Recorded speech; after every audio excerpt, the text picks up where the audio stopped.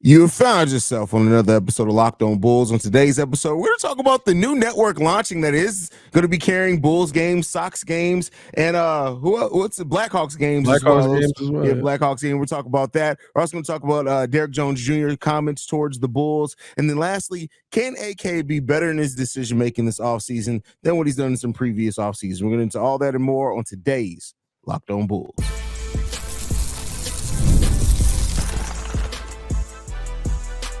You are Locked On Bulls, your daily Chicago Bulls podcast. Part of the Locked On Podcast Network, your team every day. Thank you for tuning in to Locked On Bulls, a member of the Locked On Podcast Network, where it's your team every single day. That's Pat, the designer, host and creator of the Windy City Breeze, and host of the Chicago Bears podcast over at ESPN 1000. I'm Haize, host and creator of Chicago Bulls Central and Chicago Bears Central YouTube pages and podcasts. And today's episode is brought to you by LinkedIn Jobs. LinkedIn Jobs helps you find the qualified candidates you want to talk to faster. Post your job for free at linkedin.com/lockedonnba. That's linkedin.com/lockedonnba to post your job for free. Terms and conditions do apply. Pat, so we talked about this before, touched on it a little bit when it was expectations, but now it's been made official that the Chicago Bulls will be moving their broadcast partner officially at the start of the season. The new CHSN network is launching that will be carrying the Blackhawks, Bulls, and the White Sox over there. It's going to be ran by Standard Media. How you feeling about this, Pat? I mean, it's another change. We've been through these before, right? Chicago. I mean, we were CSN. It was Comcast Sportsnet forever, and then it became NBC Sports Chicago. NBC Sports Chicago. I went MSNBC on it. It's been a long day. Then it became NBC Sports Chicago, and now we're moving into a different network because Jerry wants to take his money elsewhere. But listen, my hope is here's my big thing about this whole thing. The games are going to be what the games are going to be. But I hope that the new president over there, Jason Coyle, keeps his word with this, because my thing last season was, or for most years of NBC Sports Chicago, is there wasn't a lot of entertainment outside of the games. I thought this was interesting where he said, as we set out to design the network, we began and ended every discussion with a simple question: what is best for our fans? What's the best approach to distribution? How can we push the limits both in-game and studio production? We plan to serve our fans on as many platforms and in as many markets as our rights allow. All I say is this: use our shows, me, Haize, CHGO, the millions of Locked On podcasts that are out there, right? I don't know if it's millions, probably hundreds, but I mean, like, use us as the example that people always want their sports content. And the part that I felt NBC Sports Chicago always fell short on was there would be times when you turn on NBC Sports Chicago and it'd be like poker or horse racing, or, there's, you know what I'm saying? Like, there's something where you're just like, why isn't there sports on right now? I'm watching NBC Sports Chicago and you got a vacuum commercial for 30 minutes cracking off. You know what I mean? Like, I just felt like there was too little production put into things that the fans needed. They had some phenomenal podcasts over there that would come on during the day and stuff like that. But outside of that, I just felt like there wasn't much of a cater to the fan base. That Chicago's a city that wants to hear about sports all the time. There's never a time where we're sitting there at work, at home, whatever it is, and we're going, yeah, I don't want to know what's going on with the latest with my team. So I think that invest in that, and the games are going to sell themselves. The White Sox suck, so that's not going to help you much. The Bulls seem to be stuck in neutral, so hopefully they'll finally put it in drive. And the Blackhawks have Connor Bedard, so make as much money as you can off of him. Yeah, I mean, it's going to be interesting because the contract doesn't expire until October. So literally, we're going to be still watching preseason games on NBC Sports Chicago, which is going to be interesting to see what kind of skeleton crew they have and who they're poaching. And then when the regular season starts, they'll be moving over to the Chicago Sports Network. So, I mean, listen, everything now is about digitizing, and this is going to be something that is still over the air, but they do have their apps and things as well. They're going to be in parts of Indiana, Iowa, Michigan, and Wisconsin, outside of just the state of Illinois. So they're launching with a pretty wide net, and you're still going to be able to get your games, people. I think that's the most important thing. And for those that are asking, Stacy and Adam Amin will still be on it because they are contracted with the Bulls, not necessarily with NBC. So. Yeah, and I think use the fact that you have that many networks to an advantage. Or that many spots that you're hitting to an advantage. Shout out to that. That was wild. I think that it means that you can talk about more sports wise. I think that it means that you can add more to the network sports wise. Of course, we're going to focal point in on our Chicago sports teams here, but it's nothing crazy to have something that maybe fits different demographics or different sports fans and different bases. That's how you grow this thing out. That's how you keep content on at all times. And the way that a lot of these networks are thriving right now is about talking about more than just the local and being able to get out to more people. I think that there's a lot that you can go into on this. Make sure you're finding a way to get some sky conversation around, because the WNBA conversation is cooking right now. Boy, I'll tell you right now. Hey, you eating over there? You look like you eating good. I mean, listen, Chicago Sky Central is killing it right now. Is all I can say. So that's all I can say. I'm going to start adding that to my intro. Also, creator of Chicago Sky Central podcast and YouTube pages. But yeah, I mean, listen, the WNBA conversation is great, and I hope at some point that they can get the Sky off of Marquee and over to this, man. Dog, that's one thing, and all right, let's everybody breathe, because I don't do this often. Thank you to Jerry Reinsdorf. Understanding that sports is for the people, because a lot of what this is, I mean, he's got the two controlling teams that probably are making a move in this, and then the Blackhawks are kind of like, well, I mean, we just roll with Jerry. Hey, Jerry, what you doing? Hey, let's roll. Everywhere we go, we make money. Let's roll, friends. But shout out to Jerry for not. I just knew we were heading toward a paid service. Yeah. I knew that this was going to be something that, hey, $20 a month, you get this, you get all of this content, and to keep this free, to keep this for the people, to keep this for the fans of the city. Very rarely do I say Jerry Reinsdorf was looking out for us, but I feel like in this situation, Jerry Reinsdorf was really looking out for his fan base. He may also be looking out for the fact that if you put the White Sox behind a paywall, you could kiss your viewership goodbye. But I'm trying not to watch these dudes, bro. They are. I got to see him in person versus the Brewers, bro. I went up there. Yeah, that was fun for you. That was a good time. Me and my brother went. We drank some beers. Milwaukee and got a little bougie on the beer prices. I used to go up there for the cheap beer prices. Oh, you went to Milwaukee for the game? We was at Milwaukee. We was at the Brewers game for the game. At the Brewers Stadium for the game, I should say. It was at AmFam Stadium. My God, one of the worst teams I've ever seen in my life, bro. Legitimately. Danny Mendick had a ball hit towards him at third base. His last name's wild, I know. Had a ball hit towards him at third base. And you enunciated all of that too. Oh. When you hear how he played, you'll see why, because he is a piece of garbage. But had a ball hit toward him at third base and basically was just like, it's gonna go out. And then it didn't. So it stayed fair, rolled into left field. Didn't move, just like kind of jogged towards. Was like, oh, there it goes. It's gonna go out. It went into left field. Sox gave up 4 runs on that play. That sounds about right. I was like, I hate this team. Why do y'all do this to me? But I digress. I got to give credit to Jerry Reinsdorf for, even though your teams are bad, we still want to see him. We still want to watch him. We still love watching the Chicago Bulls. And you didn't put that behind the paywall and take that away from us. So that means a lot to me, because the Cubs basically were like, one World Series, $50 a month, throw it behind a wall. Here we go. Oh, you must have great content planned out. Nope. We're just showing reruns of old games all day. Yeah. The Cubs got to get their crap together. Marquee in general, like Marquee's horrible, bro. Bro, Marquee is so bad. That's so bad. But nonetheless, so the Chicago Sports Network is launching in October. Exciting times, exciting to see how they're going to flesh that thing out and just build it, man. And it's always fun to see kind of new networks and things start. By the way, if you guys are looking for a couple of podcasters, we know a couple of good ones.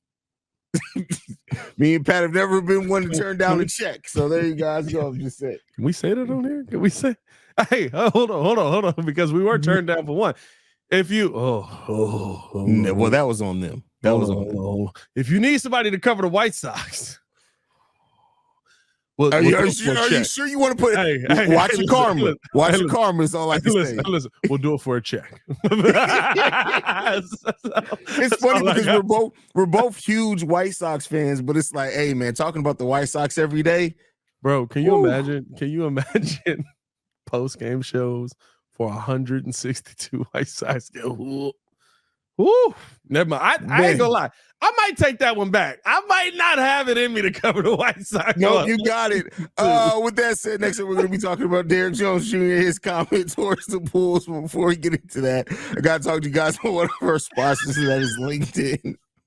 When you're hiring for your small businesses, you want to find quality professionals that are right for the role. That's why you have to check out LinkedIn Jobs. LinkedIn Jobs has the tools to help you find the right professionals for your team faster and for free. LinkedIn isn't just another job board. LinkedIn has a vast network of more than 1 billion professionals, which makes it the best place to hire. It gives you access to professionals you can't find anywhere else. LinkedIn does all that while making the process easy and intuitive. Hiring is easy when you have that many quality candidates. So easy, in fact, that 86% of small businesses get qualified candidates within 24 hours. LinkedIn knows what small businesses are wearing so many hats that you might not have the time or resources to hire. LinkedIn is constantly finding ways to make the process easier. They even just launched a feature that helps you write job descriptions, making the process even easier and quicker. 2.5 million small businesses use LinkedIn for hiring. Post your job for free at linkedin.com/LockedOnNBA. That's linkedin.com/LockedOnNBA to post your job for free. Terms and conditions do apply. All right, Pat. So we got a couple of former Bulls in the NBA Finals playing actually big roles for the team in Daniel Gafford and Derrock Jones Jr. Derrock Jones Jr. had some comments towards the Bulls. You want to go ahead and read that, Pat?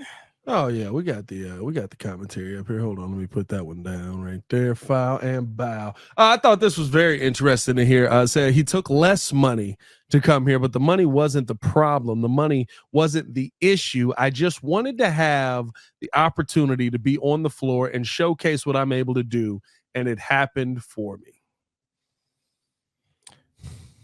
I mean, listen, it's unfortunate when it comes down to it is that Derrock Jones Jr. played over 50% of his minutes at the center here, and he still only played less than 18 minutes per game his time here. He now plays about 50% of his minutes at the 4, but the other portion of that at the 3. And he's being way more impactful because he's not playing out of size and out of position. Now, credit to Derrock Jones Jr., even him playing center for the Bulls, anytime you put him in the game, he found a way to make an impact. And you're seeing him do a lot of that same stuff for the Dallas Mavericks this season. And, sometimes you just got to bet on yourself, and you got to look and survey a situation and realize, hey, listen, I could be utilized a lot better somewhere else. Similar to Bobby Portis when he had to call up the Milwaukee Bucks and say, hey, I think I can help you win the title. So, sometimes you got to own it yourself and bet on yourself and go to a place. And I'm glad that it's worked out for Derrock Jones Jr. And it sucks that it couldn't work out here. It sucks that it couldn't work out here because of why it didn't work out here. How many times did we talk about, man, we really got to find a way to put Derrock Jones in this lineup? How many times did Derrock Jones just fall out of the rotation magically for some mystical reason, even though he was playing well? How many times do we see DJJ just not get utilized anymore on the Chicago Bulls team? And yet in the few minutes when it's like, we got nowhere else to turn, we got to figure something out. You could put DJJ in a pinch. He could get you a great defensive possession, a tough bucket, and get to the free throw line and knock you down a pair. I took these comments and not to say that I took them as a shot to the Bulls, but they should be a shot to Billy Donovan. DJJ's people talk about it as a shot, and the thing is, I don't think this is a shot towards the Bulls. This is just real. Yeah, he literally went, look, I would love to play here, and he said the money wasn't the issue, which means Bulls probably offered him more than he was getting there. So now all of a sudden you're like, so we're going to offer you the money to stick around here, but what's my role? What is the part that I'm playing on this team? Am I playing a real? Hey, I think realistically speaking, and I'm not saying DJJ puts us over the top, but if you look at DJJ's role and what he did here in Chicago and what he instantly did the second that Dallas got him and was like, no, go on the floor and showcase what you can do. It didn't look any different. It looked exactly like what we saw here, except he was allowed to go out there and do it. Mm-hmm. And that's been the problem with Billy Donovan this entire time to me. This should be a shot to Billy Donovan. It shouldn't be a shot to the Bulls. It should be a shot to the head coach that does this with how many players? It's not like DJJ is the only one we talk about with this. It's not like DJJ is the only player we say isn't being utilized right, isn't being put on the floor in the right moments, isn't being put on the floor consistent enough for him to get in a rhythm. I mean, like we talk about this with everybody. Dalen Terry is the 18th overall pick. He got like 6 minutes his rookie year. You know what I mean? And so it's this comes back to me when you look at DJJ's comments and you look at Chicago. You know, yeah, I would love to see the Bulls go do something in the draft, trade up, get Klingon, whatever it is, right? Get TSJ, find a way to get an impact player. I don't know how that player is going to be utilized here in Chicago. And based on the team that I've seen put on the floor consistently, it doesn't seem like it's being utilized right. Yeah, I mean, and that's the thing. It's not just about who you have out there. It's what role you have them playing, what positions, and the combination of players. And so that's something that Billy has failed at. Now, some of that's on roster construction, not Billy Donovan, right? So some of that you got to look at and give that. But I think ultimately, like, we just got to get into a better place of being able. It's hard to evaluate players when everybody's playing out of position. Not everybody, but so many people are playing out of position. It's like, all right, what are we evaluating you on? Because right now we're just trying to piece something together. Like, shout out to Alex Cruz and Javonte Green playing power forward for so much for the Chicago Bulls over the last handful of years, because that they've done what this team has needed them to do, and maybe even sacrifice some of their own game to do that. Like Javonte, look at the same thing with Derrock Jones Jr. If you play him more at the wing and maybe at the 2 and the 3 instead of the 3 and the 4, maybe some 4 and spot lineups, things like that, who's to say what type of impact Javonte Green would have? And that's my problem. And I get it. It does go to roster construction, because at a certain point you can only put out there what you have. Yeah. But why is DJJ the backup 4 or the starting 4 and not the backup 3 when you also have a lack of use for your 3 on this team, right? Like it's a difference if I need you to do that in moments versus, hey, this is your job here. Yeah. And that's where the Bulls, I mean, for real, like that's where the Bulls failed the most. Like, who's legitimately, like, the last player you can think of? Who's the last legit Bulls power forward? Like, you look at him and you go, that's a power forward. I mean, as far as the look of him, Patrick Williams could be a 4. It's his mentality this option. He can be a 4. Yeah. But like, who's the last player that you was like, no, he's a power forward? Like the second you, like, we thought P. Will was going to be the 3 here. See, and then the Bulls was like, slide over. At this point, the 3 and the 4 is almost interchangeable. So that, especially in Billy Donovan's system, so that doesn't really stand out as a negative to me. But if you're talking about legit 4s, just you look at it. See, that's the thing. 4s are so different all across. Was Bobby Portis the last legit? And even then, was it Bobby Portis? It's the name I would think of. Larry Markkinen, in theory, was our 5. Yeah, Larry Markkinen showed up. Larry was a 4. Well, Larry was a 4. Larry was a 4 because we had Rolo on the floor with him at the same time. So Larry. Yeah.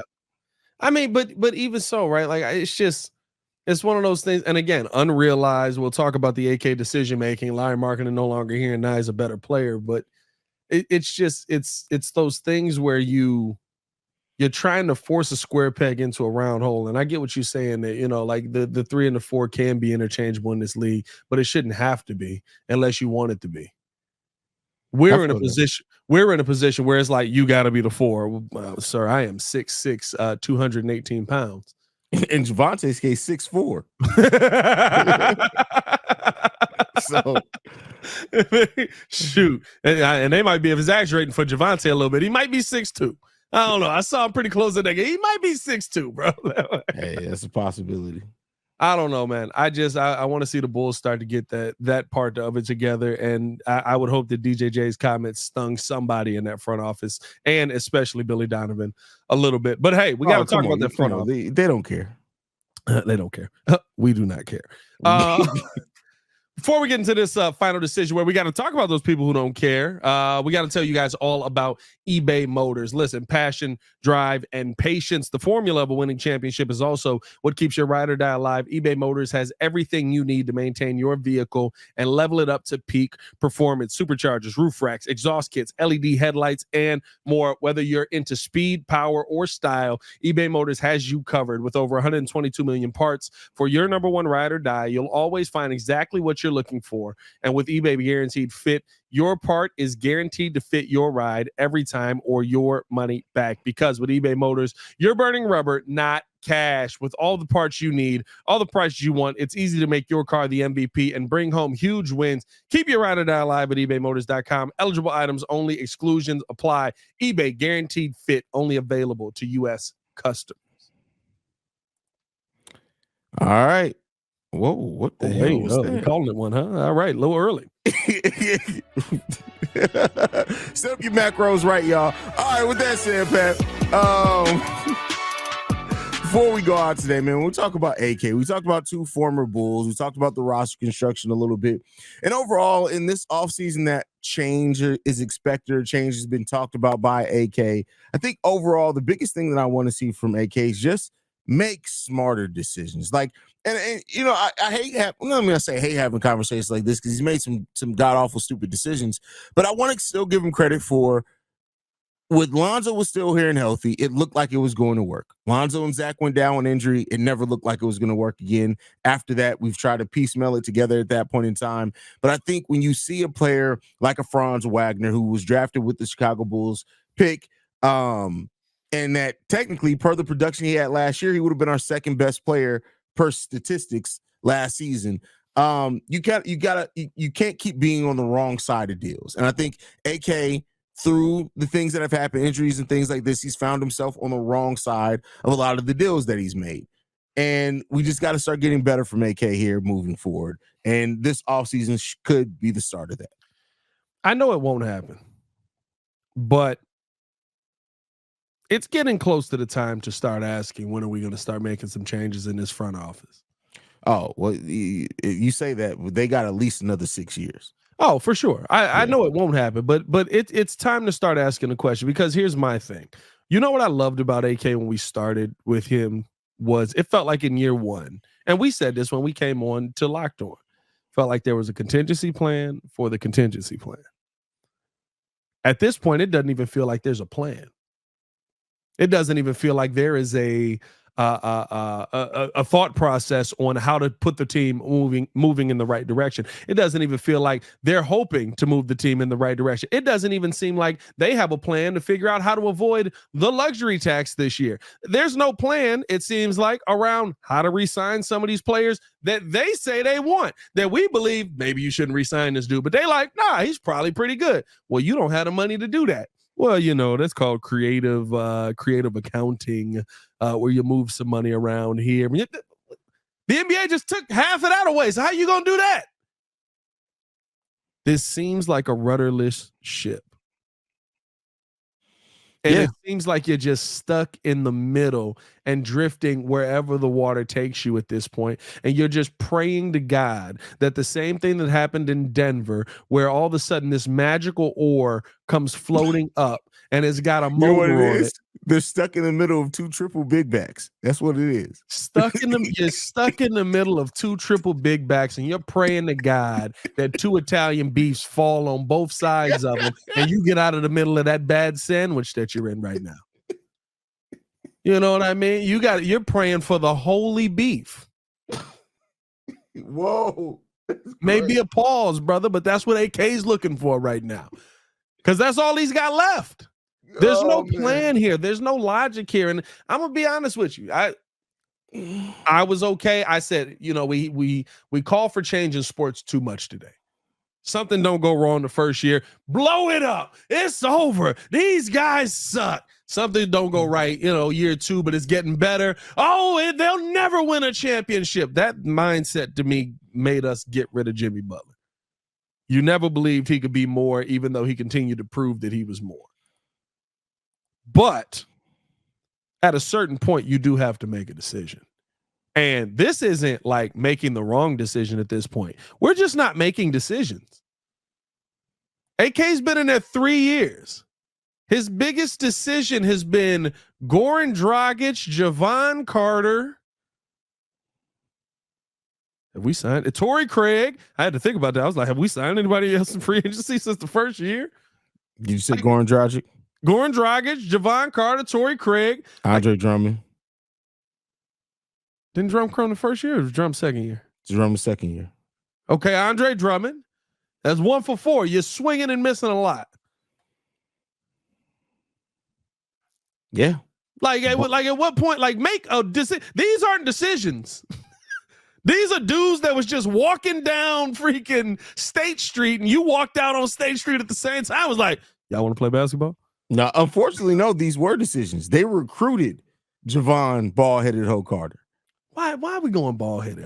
This is a little bit too far. I don't care. It's a little bit too far. Play better.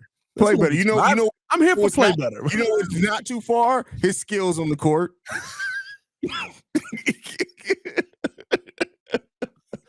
Bad basketball player. Ball-headed is crazy.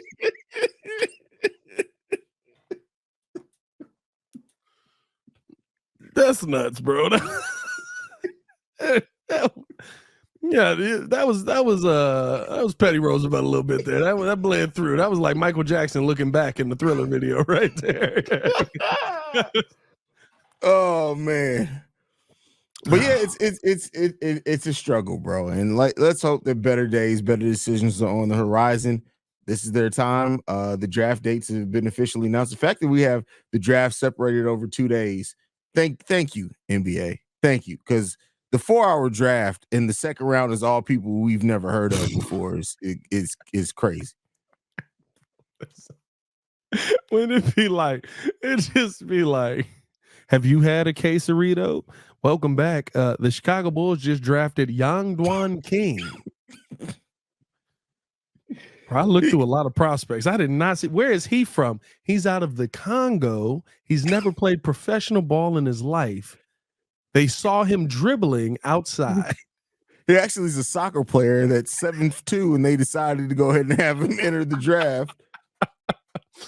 Oh, dog. That's how all of them joints be going in the second round, especially when they get to pick 48 and be like, all right, dog. That's hilarious, man. But yeah, I got nothing left, man. Follow us on everything at Locked On Bulls. You can follow me on everything at Path of Design. Appreciate y'all tuning in, showing love. The Guangdong Tigers.